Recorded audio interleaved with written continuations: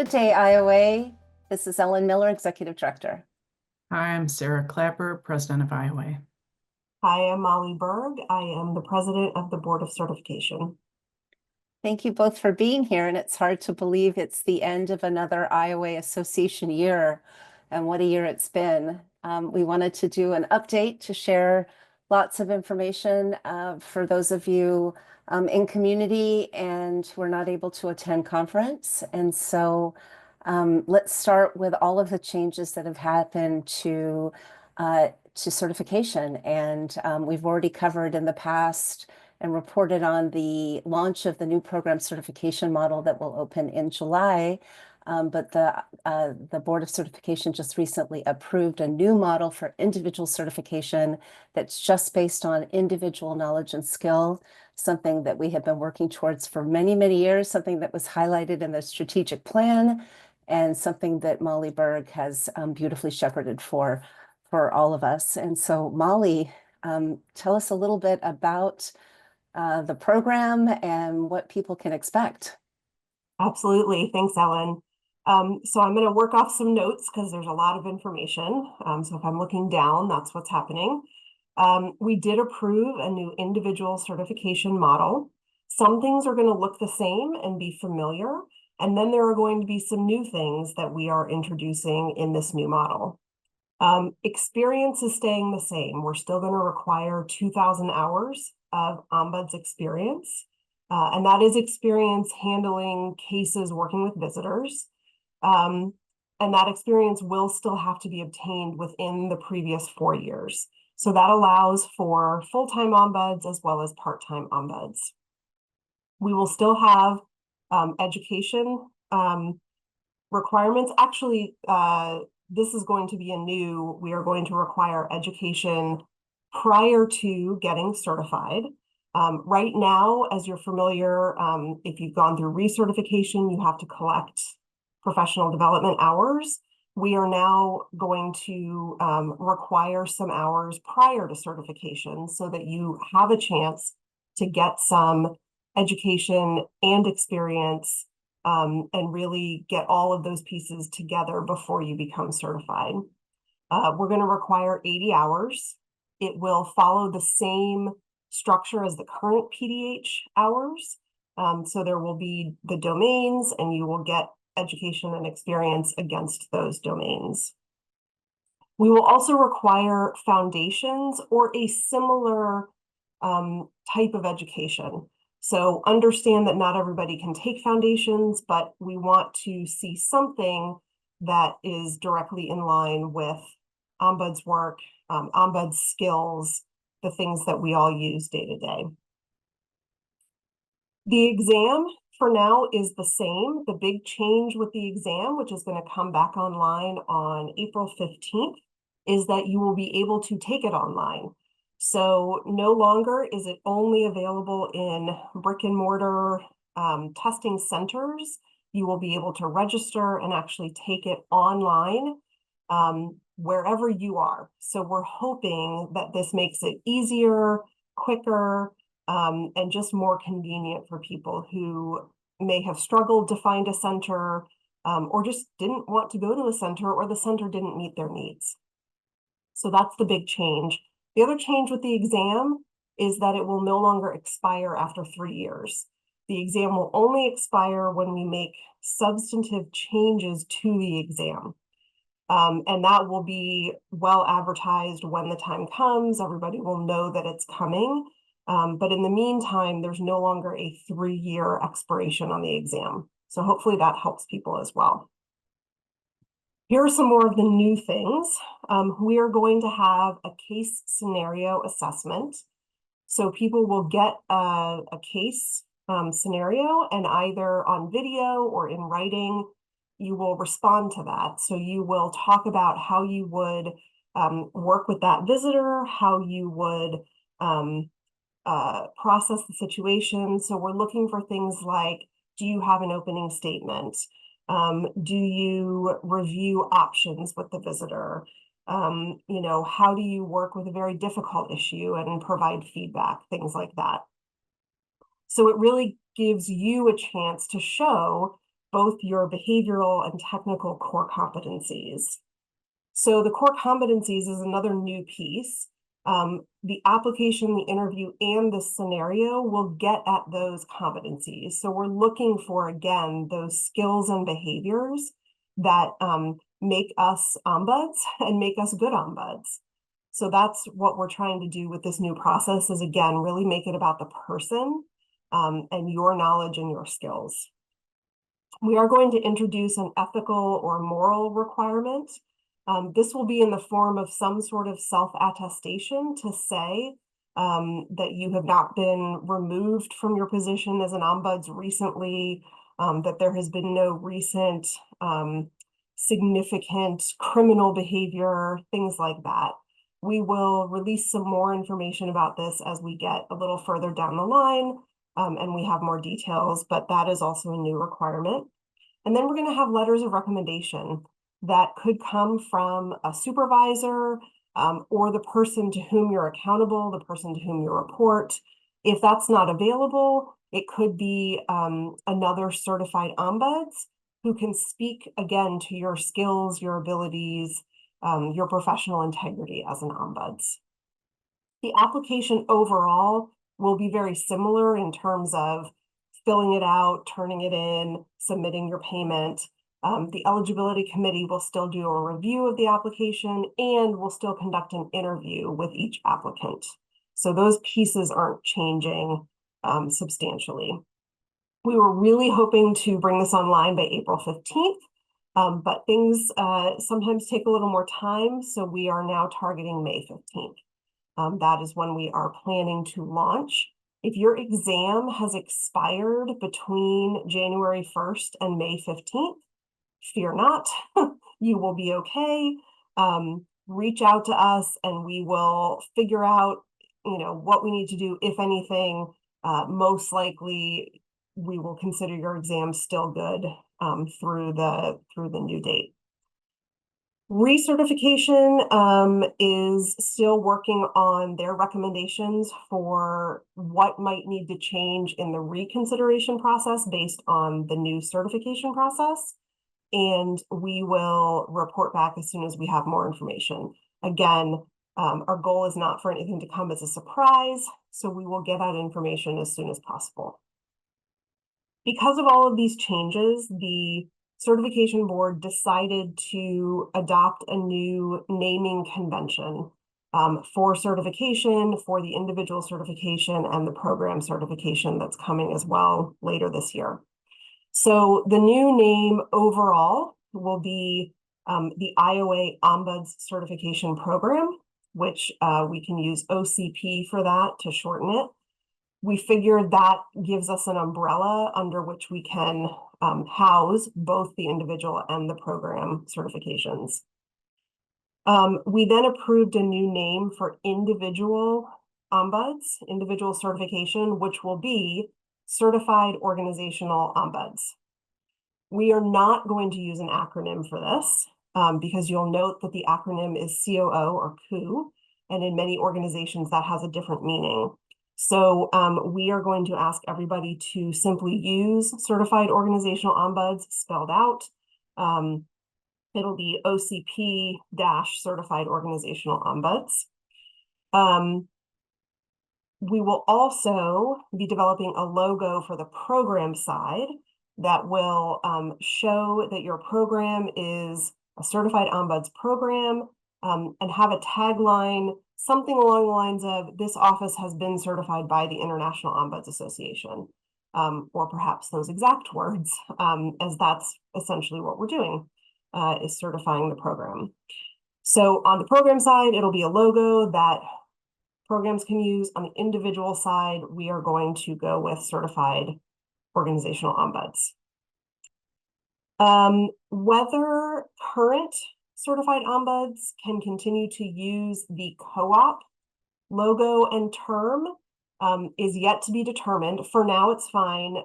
We are going to decide if and when to transition current certified ombuds into that new naming convention. But for now, don't worry about it, continue to use that logo and you can continue to use co-op, but we are going to try to kind of get everybody into that new framework as soon as possible. If you have questions, if anything that we've talked about doesn't make sense, if you have concerns, please reach out to myself, reach out to Ellen, reach out to Sarah. She'll direct you back to me or Ellen, but any of us are here for you all. Please remember that we have spent years developing this and working on this and really putting blood, sweat, and tears into this because we want it to be something that is meaningful and useful and that people want to obtain and then want to maintain. We want it to be something that we can all be proud of and that we can all carry together. So please reach out if there's any questions or any concerns. And if I missed anything, Ellen or Sarah, please chime in. Well, thanks, Molly. That's a lot to go over. If people were furiously writing notes, there is a blog post on March the 5th that details a lot of this information. And just a reminder to our community, the intent, a guiding factor and a guiding principle that we've been using to make all these changes is that no one will be harmed as we move from one model to another. No one will be disenfranchised. So if you have a particular set of circumstances or are worried, either experience is going to expire, as Molly mentioned, exam, right? If you find yourself in one of those unique situations, reach out and we will figure out the path forward for you. But again, no one will be harmed by us moving from one model to the other. So clearly we've been busy in the certification space, and we've also been really, really busy in the rest of the association. I don't think when any of us rang in the new year, we expected the year to unfold for our community as it has, and we've certainly been busy in that space. Sarah, tell us a little bit about some of the efforts that we've done and what you've been hearing from our buddies. Well, as we've been saying for multiple months, our community is facing challenges, and that's putting it very mildly.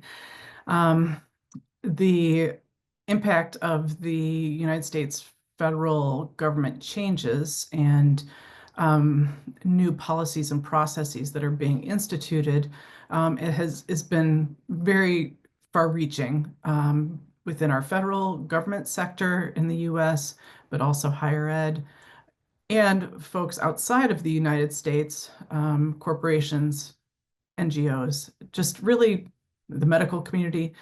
It's just everyone. The main concerns we are hearing about, of course, is job security and job loss, as well as just general insecurity, because we don't know what is going to happen tomorrow or within the next few months. So we've been trying to help support our community through this, help find the other side. And we've been doing that in multiple ways. First of all, just listening. We really want to hear what's going on with our community members. And we've been doing that through gathering sessions. We just had another one this past week where we were talking about, how people are, but then also how are we ombudsing in this environment. And it was an excellent conversation. So if you have the opportunity to join another gathering session that we might have in the future, because we are going to be continuing to have these, we're also going to have one at the conference over a lunch on Tuesday, then please do join. It's really the feedback we've received about the gathering sessions has been extremely positive, because we need our people, we need our community around us, and the Ombuds community is an excellent community to be a part of when life is uncertain, so or already damaging. So yes, so that has been good. We do want to continue to support our community and our members, and we want to hear from you. So please reach out to me, reach out to Ellen. Jen Monty is going to be the president of IOA in April. Well, in a couple weeks anyway, within April. I keep forgetting that April is here. And so you can reach out to any of us really, or anybody on the board. We are happy to talk with you, and we want to talk with you.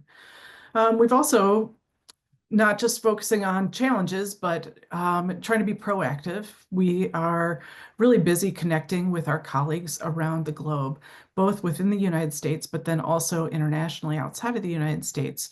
So I've been continuing to meet with Ellen and our European colleagues, and then also our Canadian colleagues to really be strategic partners. Let's be blunt about this. We've had some hard feelings between our organizations in the past, and we really want to get past that and start working together. Not for anybody to take over anybody else, but really to be collaborators and support one another. No matter what area of the world you work in, and no matter what type of ombuds you are, we at IOA are here to support you in your ombuds work. We focus on organizational ombuds, but we're here to support all ombuds. And we really enjoy working with our colleagues outside of the United States to make that so. Anything else you wanted to add to that, Ellen, on the international side? No, but just that it's really been an interesting conversation of how we can come together around this idea that, we say the word ombuds, we all know what it means, but nobody knows what, when you ask, we've all seen these videos that some of you have, like, what's an ombuds? And you go in your organization, it's great because really people think they know what an ombuds is, but when we describe it, they're like, oh, I didn't know.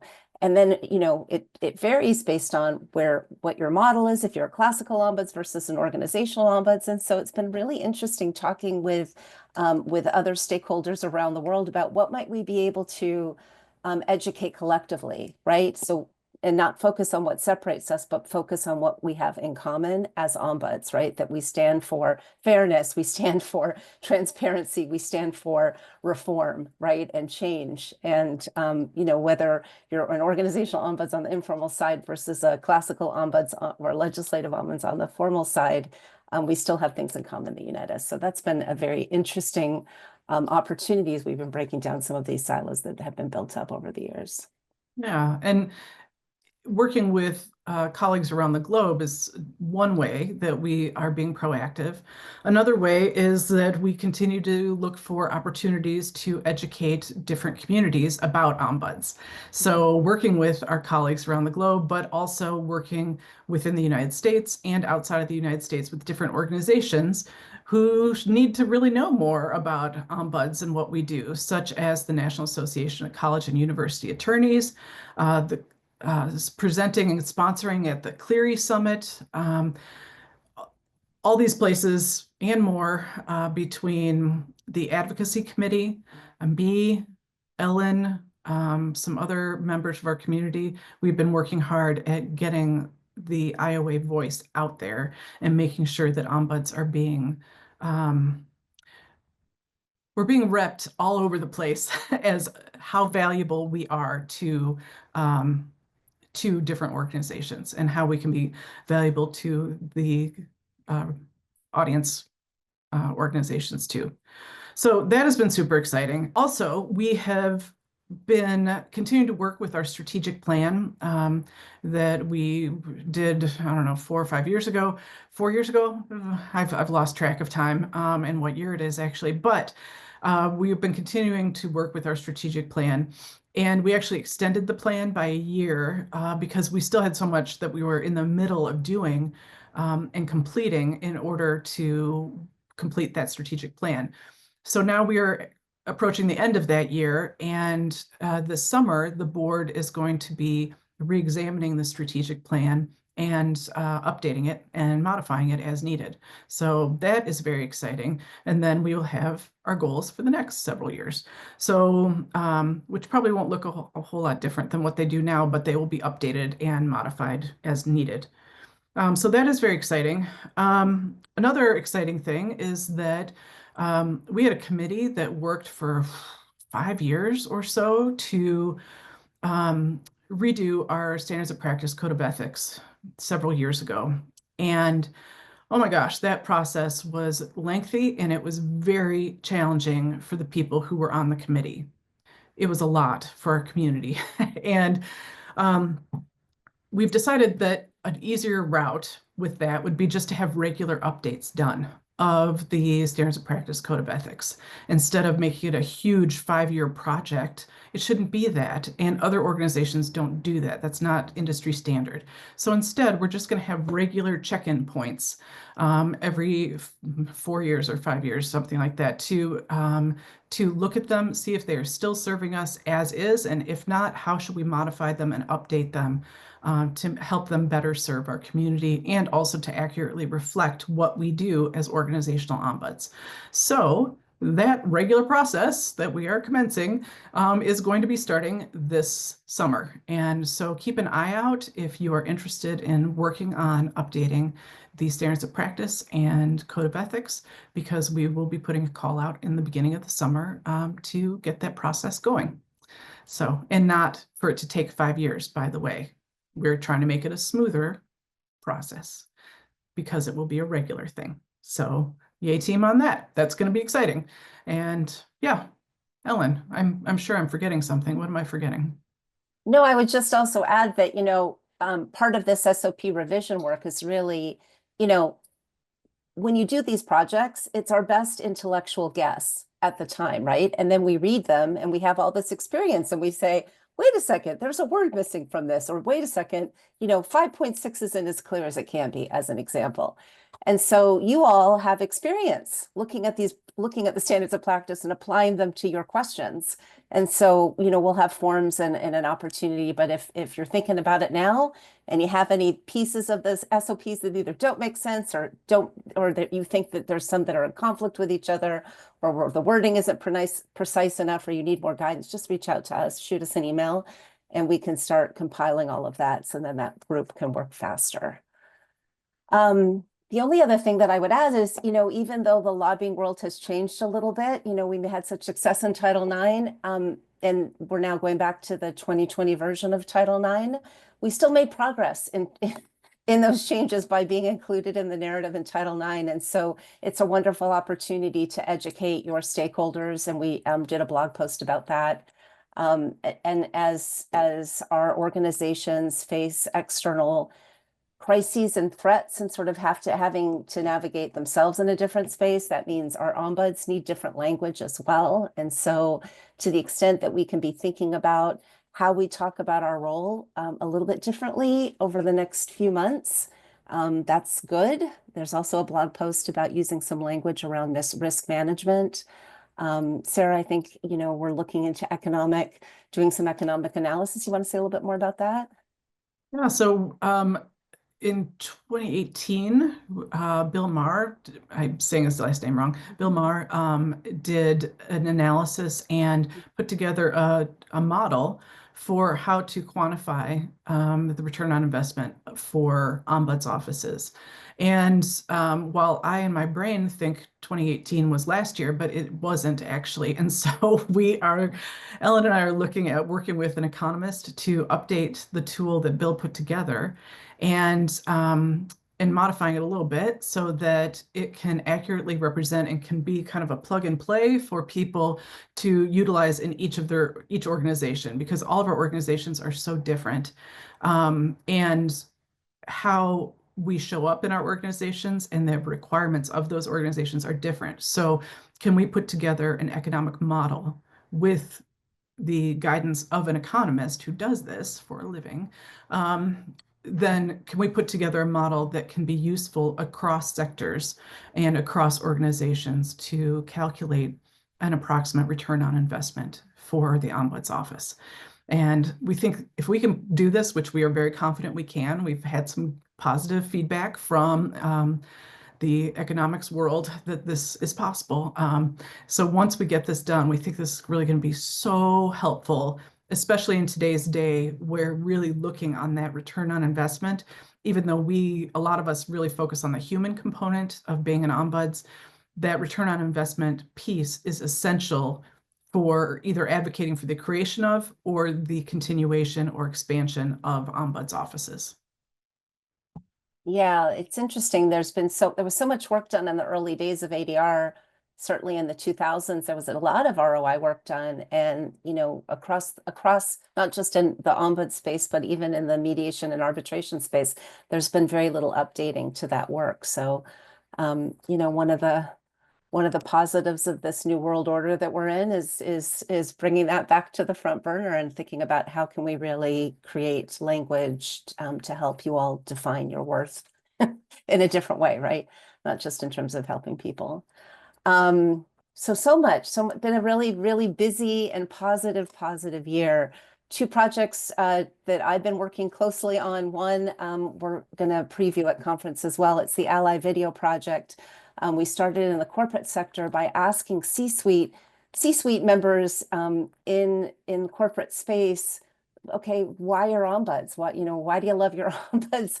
What keeps you up at night and how is the ombuds added value? And it's really quite extraordinary what presidents of Fortune 500 companies and HR directors and heads of equity offices really and general counsel think about the work. And so it's positive to hear it. It'll be impactful for other corporate spaces considering launching an ombuds program. And so we're going to preview that at conference, but then we're going to move to different sectors. So if you really think you need that, then raise your hand. Higher ed is next up on the rotation list, but if your sector says, wait, I want to go first, then please reach out to me. And then finally, the book. We have been working on this beautiful book. We called Shannon Burton and Laura Lee Keishley have been editing a compilation book called The Organizational Ombuds, Foundations, Fundamentals, and the Future. And it includes over 45 of you in the community who have participated in this project. It is a compilation of different perspectives, again, about the field, about looking at the fundamentals and really looking at the future. And it's intended to be thought-provoking, and it's not intended to be a handbook or a reference guide. It's really intended to sort of read cover to cover and kind of get enhance your own perspective about the field. And so that is finally being published and will be soft launched at conference and available for purchase on our website. So stay tuned for more. Oh my gosh, anything else? Yes, one last thing is that conference is coming up. So we have a bunch of people who can't come this year, who had planned to be there from both in the federal space, but then US federal space, but then also some of our international colleagues and others who had planned to be there and can't. And we are going to miss you. We are going to miss you so much. Keep an eye on IOA's LinkedIn page because we are going to be posting updates and messages and information from the conference there and on our social media, other social media. And then also for everybody who's going to be there, really look forward to it. I hope you're looking forward to it. I'm looking forward to it because not only is it a time for learning where we're doing the work, it's also a time for community. And we are very much looking forward to being a space where we feel lifted up in the process and by the end, and where we can be in community with each other. So looking forward to doing that and to trying to extend our community to the people who can't be there as well. Absolutely. So that was a lot. Community. Every year we're so fortunate to be your advocates and to be your cheer people and to be in position where we get to talk about the wonderful and impactful work that you all do. And so everything we do at the association is in benefit of furthering the profession, furthering the field, and really furthering your skill and supporting you. So thank you for all you do. Thank you, Sarah, for your beautiful leadership. Thank you, Molly, for your beautiful leadership. And we have a lot to celebrate for a really great year. So thank you all. Thank you.